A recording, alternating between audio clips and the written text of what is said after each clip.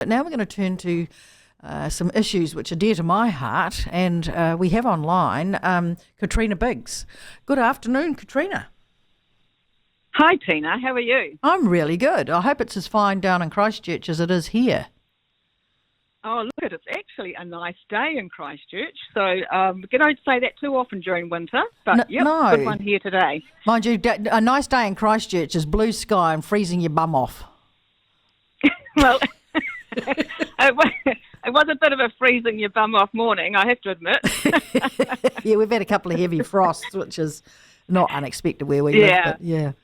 Hey, look, Katrina, I understand. At least you know you're in for a good day. Yeah, and it is a good day. It's just that, it's that winter chill. You look up the sky and think, it's going to be a great day, and then you walk outside and go and rush and grab your coat.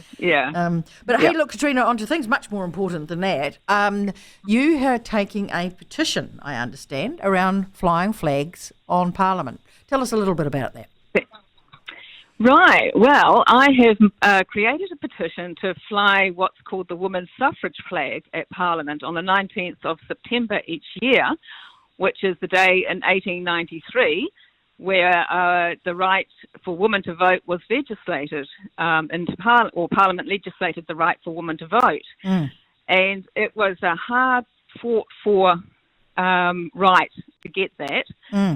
And technically, the suffragists in New Zealand didn't have a flag, and the one that I'm talking about, the one with the purple, white and green striped one, was actually the UK suffragettes flag. And just so people know, there is a difference between suffragists and suffragettes, and the suffragettes were the more combative style women. But this flag has sort of generally been adopted widely in the UK and in some parts of America, but some parts they have different ones, just sort of generally around the Western world as a symbol of women's suffrage. And for those who are wondering, sometimes suffrage is a funny word.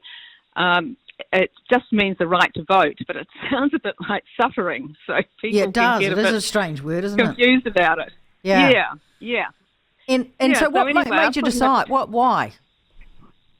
Oh, goodness. Look, we've had these, trans, pride, progress, rainbow, intersex, bisexual flags flying at Parliament. Who gives a monkeys about what people do in bed between two consenting adults? I mean, why is suddenly our entire fixation on people who have different sexual proclivities, and that some people who have sexual proclivities that are different are somehow superior or need to be treated different? Where have we gone wrong? That's their great achievement. Oh, man. And the 19th of September passes, gets a mention sometimes, passes almost unmentioned now. And I don't know how many days a year we see these flags, the trans pride, whatever flag flying on Parliament. And they're all imported flags, so there's no argument to be made about the women's suffrage flag is, not being created in New Zealand. There's no argument for that. There's no legs to stand on there. But all those other flags are not about democracy either, because the rights of, sexual rights are enshrined in legislation in a way. You can do what you want as long as you're a consenting adult pretty much now. But there's no achievement behind No, them. there's none, but there is a certain democratic moment in time which the suffrage movement and the flag would represent. Yes, and it was, New Zealand was the first self-governing country in the world where women won the right to vote. I mean, they weren't the first place. I believe Montana, for example, a state in America, the woman may have won the right to vote there first. But New Zealand's the first self-governing country. And, that's a big achievement. And when the woman won that right to vote, they only, it took them 3 attempts to get it. They didn't just, walk in and get it first try. And it only got passed by 2 votes. That's how contested it was. Right up until that third time. And I think I think they gradually got more and more signatures each time they put a petition in. They got more and more signatures. So I think the final one was about 32,000. And they had to go door knocking and around the country, travel and do all that back in those days, 1890s, So it was no easy task, and it's really worth recognising. And I thought that with all those other flags I've got flying at Parliament now, well, they've basically opened the door. Why limit to just those flags? Why not actually fly a flag that has a real achievement behind it? A political achievement. They have no great achievements. Yeah. They just fly them for because I believe it's the Speaker's office that makes a decision about which flags to fly. Yeah.